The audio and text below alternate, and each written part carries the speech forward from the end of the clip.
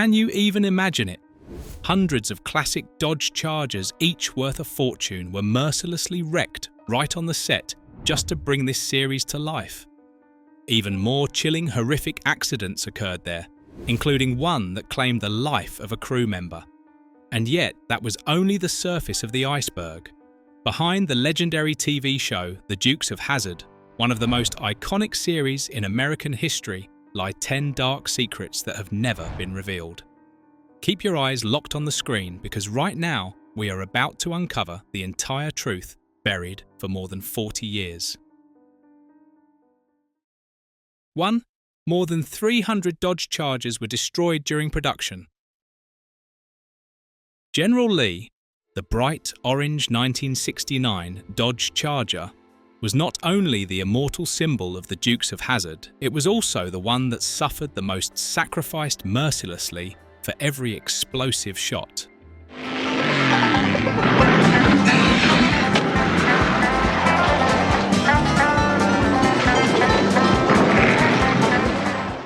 Seven seasons.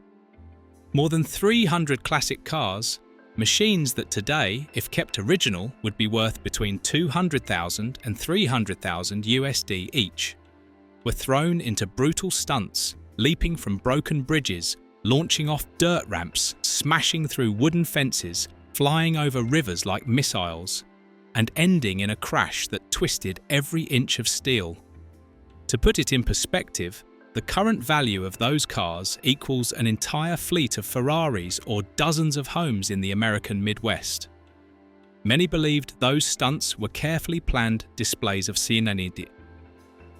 In reality, every jump was a death sentence for the car. Frames bent, suspensions shattered, axles warped beyond recognition. The warhorses that blazed with glory seconds before ended up as silent piles of scrap dragged away to junkyards. The crew's hunger for Chargers was so relentless that they hunted them like treasure seekers. They left purchase notes on the windshield of any Charger they spotted on the street. They pulled rusted shells from scrapyards, patched them roughly, only to launch them into a single scene, then abandon them in ruins. At that time, no one imagined the Dodge Charger would one day become a collector's treasure. But looking back, it is staggering to think they turned more than 300 icons, with a total value close to 70 million USD, into ashes just to capture a few seconds of fiery spectacle. But it wasn't just the legendary cars that carried contrasting fates. Even the cast themselves hid unbelievable stories behind the screen. 2. Denver Pyle, Uncle Jesse, the hidden oil tycoon. I wonder where that dang Bo and Luke are. Oh, Uncle Jesse, they're gonna be here. You know how they are. Sure, I know how they are. That's why I'm worried. On screen, Denver Pyle became unforgettable as Uncle Jesse, the kind farmer uncle in worn shirts driving an old pickup, surviving on a small farm and country wisdom. The role felt so authentic that many viewers believed his real life was just as humble and poor. But reality was the exact opposite. Off-screen, Denver Pyle was a seasoned investor in the oil business. He had a bold vision, buying abandoned oil wells when oil was only around $2 USD per barrel, practically worthless. Then he waited. When the oil crisis of 1973 erupted, prices skyrocketed, and with new drilling technology, those dead wells suddenly came back to life, gushing black gold once more. As a result, Pyle reaped massive profits, enough to impress even the veteran Texas oil barons. His acting income was merely short-term cash flow to keep capital turning. His true fortune lay in those quiet but calculated oil ventures. And he wasn't just wealthy, he was remarkably generous. Pyle founded Uncle Jesse's Fishing Tournament, a charity fishing event that raised millions of USD for children's programs, turning the kind uncle image on screen into reality in life. This contrast is what makes his story so striking. The poorest-looking character in the Dukes of Hazzard was in fact the wealthiest man behind the scenes. The wealth of one star was only a single slice of the story. Beyond that, the Dukes of Hazzard set was harsh enough to claim a life. 3. Accidents and lives lost behind the scenes. Look out!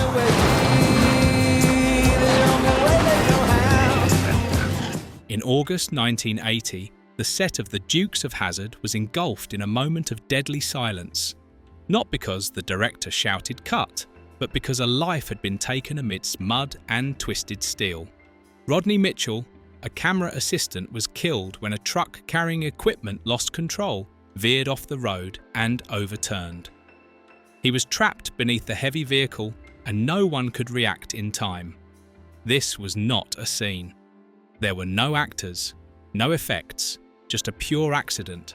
And so horrific that many people walked off the set immediately. Some stuntmen refused to continue working and the atmosphere became suffocating with fear. Witnesses recalled how everyone froze, unable to believe that an ordinary shooting day had been traded for a human life. Before this, the Dukes of Hazzard was already notorious for its extreme recklessness in action scenes. No CGI, no miniature models, no safety wires. Every drift, every jump across a broken bridge, every crash through a fence was real cars, real people, real speed. Hundreds of Dodge Chargers were destroyed and just a few centimeters off during a landing could flip a car like a toy and leave the driver hanging between life and death. After the tragedy, the crew was forced to tighten safety procedures. But everyone knew Rodney's death was a cruel reminder that the line between cinematic spectacle and real disaster was only a heartbeat away. That tragedy revealed the brutality behind the camera, yet the backstage also concealed astonishingly contrasting stories about the cast. 4. Sorrel Book. Boss Hogg, academic genius and intelligence officer. Roscoe! What? Don't tell me you're siding with them Dukes. Yes. On screen, Sorrel Book became Boss Hogg, the corrupt politician with a bulging belly dressed in a glaring white suit, both comical and irritating to viewers. But off-screen, his background was nothing short of astonishing. Book was a high school valedictorian, entered Columbia University at 16, and later earned a master's degree at Yale, two of the most prestigious institutions in the United States. Afterward, he joined the Army and became an intelligence officer during the Korean War, a role demanding sharp instincts, an extraordinary memory and strategic thinking. He mastered 6 languages: English, French, Japanese, Spanish, Russian and Italian, while also reading and understanding many others such as Arabic, Mandarin and Swedish. A linguistic arsenal surpassing even many career diplomats. Yet, when stepping into the role of Boss Hogg's Sorrel Book, deliberately erased that intellectual image. He wore a padded costume with a waistline stretched to 5 meters, elongated his speech to mimic Southern politicians, and transformed Boss Hogg into one of the most absurd yet unforgettable characters in American television. He even studied details such as gestures, expressions, and the way of eating fried chicken so that it looked both funny and authentically Southern. When the Dukes of Hazzard ended, Book did not disappear from entertainment. He became a celebrated voice actor, lending his voice to numerous animated films and popular video games, and even possessed the rare ability to conduct a full symphony orchestra, something few in Hollywood could ever do. And if Boss Hogg was cunning on screen, then General Lee off-screen carried a mechanical secret, powerful enough to leave you speechless. 5. General Lee had to be loaded with cement to make the jumps. Look! Hang on!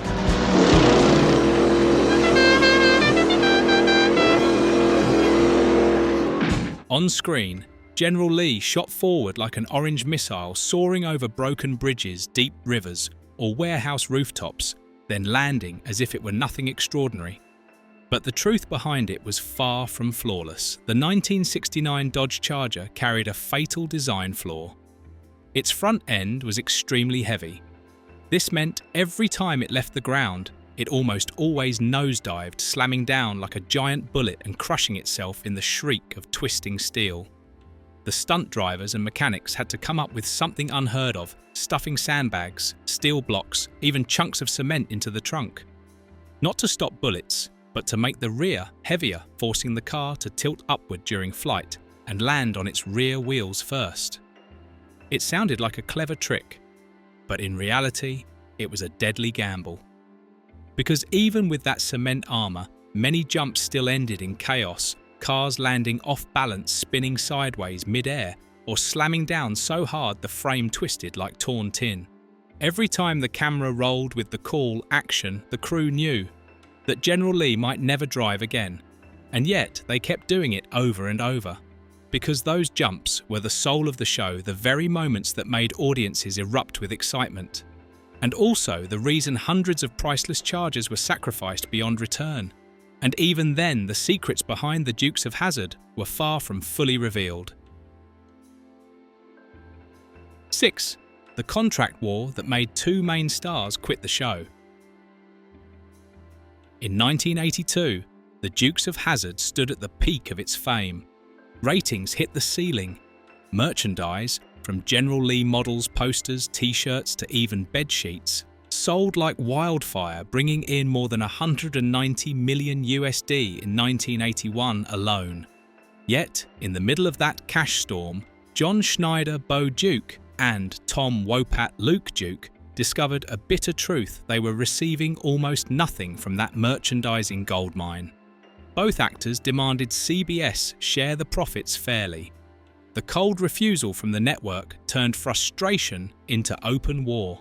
Schneider and Wopat walked off the set just before season 5 began filming, leaving a gaping void in the cast. In panic, the producers rushed out a desperate patch, introducing two new characters, cousins Coy and Vance Duke. But the audience wasn't fooled. Ratings plunged. Fans sent protest letters, some even boycotted the show. At the time, the press dubbed it the biggest casting disaster of the 1980s. After only 19 episodes, CBS was forced to back down, renegotiate contracts, and bring Schneider and Wopat back. The episodes featuring Coy and Vance were treated as if they had never existed. No flashbacks, no mentions like a nightmare both the network and the fans wanted to bury. But the battle over money and royalties was far from over, because behind it lurked a copyright drama even fiercer. 7. The merchandise copyright drama worth tens of millions of USD. Imagine this. You are the leading actor in a hit television series. Your face, your name, even your posture is plastered everywhere, from toy cars, lunchboxes and t-shirts to bright orange bedsheets. Millions of products are sold, money flows into CBS like a flood. But your bank account barely moves. That was exactly the situation faced by the cast of the Dukes of Hazzard. The show became a money printing machine thanks to an enormous merchandise empire. General Lee models, toys, clothing, posters, lunchboxes. Anything that could carry the logo or the image of the iconic orange car was turned into a product. Yet their original contracts allowed them virtually no share in that revenue stream, leaving the network to pocket everything. Some members recalled they only discovered the true value of the merchandise when they happened to see an internal revenue report that had leaked out. From then on, discontent simmered, building season after season. Many grew frustrated, talked about quitting, and even discussed hiring lawyers to sue for their rights. The once lively atmosphere of the set slowly turned heavy and tense like a rope stretched to breaking. When the conflict finally erupted, it ignited a major strike that led to John Schneider and Tom Wopat walking off the set, directly tied to the contract war mentioned in Fact 6. But if money was the silent battle behind the cameras then, in real life, the Dukes of Hazzard was about to face another bomb, one far more explosive. 8. The Confederate flag on the roof, a symbol turned into a bomb of controversy.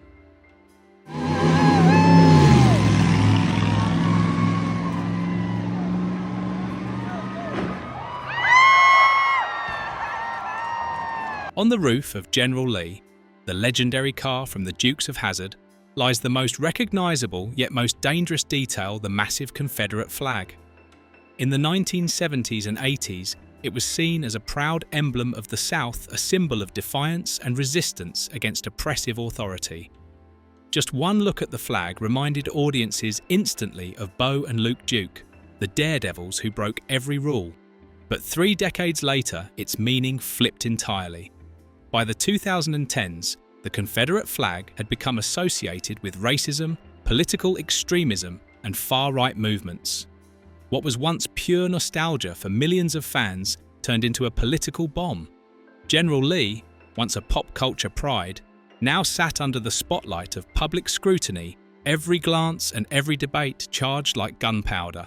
In 2015, Warner Brothers made a shocking decision to permanently end all merchandise featuring the flag.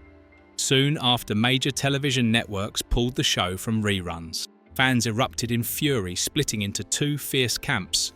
One side saw it as a necessary step to erase a racist symbol, while the other considered it a direct strike against the legacy they cherished. John Schneider, who played Bo Duke, could not hide his dismay. "When I was a kid, it stood for fighting the system, not racism. Labeling the show as racist just because of that flag breaks my heart." And yet, this was still not the deepest crack in the show's legacy. Behind the curtain, there remained secrets shocking enough to stun even the most loyal fans. 9. John Schneider lied his way into playing Bo Duke. At the time, John Schneider was only 18 from Mount Kisco, New York, a place far removed from the South in both geography and culture. To the producers, he lacked the Southern cowboy essence needed to embody Bo Duke, the free-spirited young man seemingly born to drive General Lee on red dirt roads. But instead of accepting defeat, Schneider took a bold gamble. He created an entirely new persona. He walked into the audition already in character, claiming to be 24, driving an old pickup truck straight through the studio gates, sporting several days of stubble, wearing a faded cowboy hat and a wrinkled shirt. And most importantly, speaking in a thick southern drawl as if he had lived in Georgia all his life. When asked about his hometown, he answered without hesitation, "Snailville, Georgia, a town that didn't even exist." Schneider kept up this performance from the moment he entered the lot until the moment he left, never breaking character. The result? He convinced the producers completely and won the role of Bo Duke, even though he had never once driven General Lee. In reality, Schneider had no stunt driving skills. After landing the role, he was thrown into an intense crash course, learning how to drift tight corners, launch over obstacles, and perform the signature window jump, a move that looked simple but could dislocate a shoulder if angled wrong. On one occasion, he nearly toppled out of General Lee while it was moving simply because his foot got caught on the steering wheel.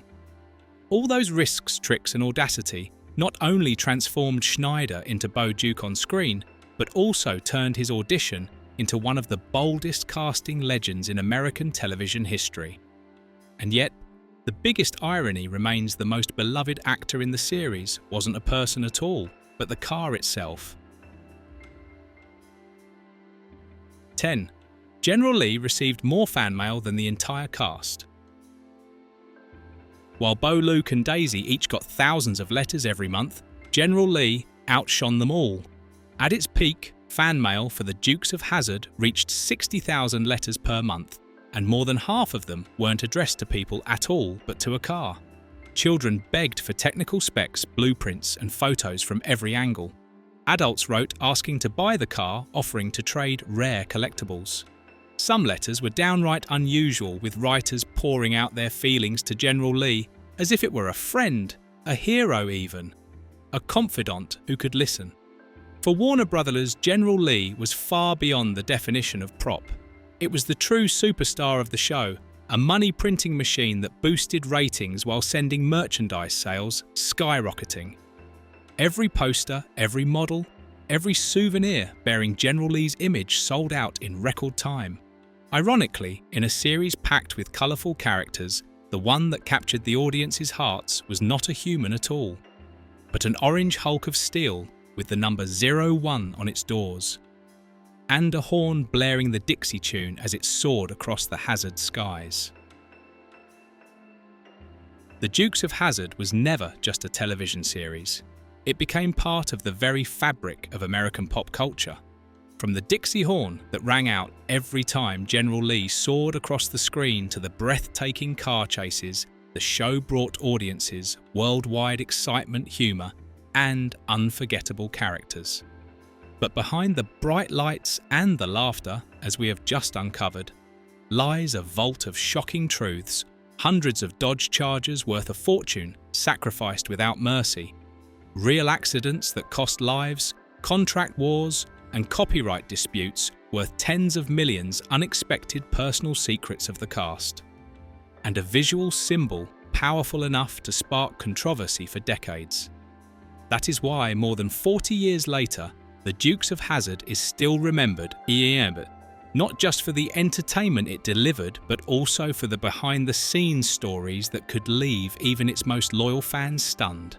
This show was a once-in-a-lifetime mix of action comedy, strong characters, and a spirit of recklessness so extreme it became dangerous, the very ingredients that forged it into a legend that can never be repeated. If you found these secrets fascinating, don't forget to like, share, and subscribe so we have the motivation to keep digging deeper, uncovering the untold stories behind other legendary films. Who knows? Maybe your favourite movie is hiding truths that could leave you just as astonished.